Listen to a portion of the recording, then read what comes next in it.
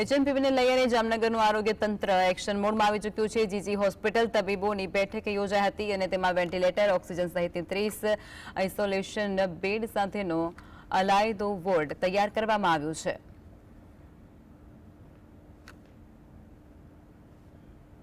Infection મોટાભાગના નાના બાળકોમાં એટલે 5 વર્ષથી નીચેના બાળકોમાં વધારે જોવા મળે છે। દરેક ઉંમરમાં થઈ શકે પણ કોમ્પ્લિકેશનની શક્યતાઓ જે છે એ નાના બાળકોમાં અને મોટી ઉંમરના એટલે 70 યર્સથી ઉપરના જે માણસો હોય છે એમાં શક્યતા હોય છે।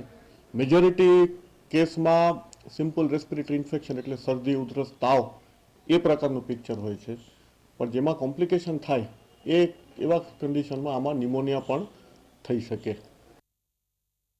જે ઓક્સિજન માટે આપવા માટે વેન્ટિલેટર અને હાઈ ફ્લો નેઝલ કેન્યુલા બધાની વ્યવસ્થા પણ આપણે કરેલ છે અને અમારા ડૉક્ટર અને નર્સિંગ સ્ટાફ એને પણ અમે તાલીમ આપીને અને આ રોગ સામે લડવા માટે અમે એને તૈયાર કરી રહ્યા છીએ।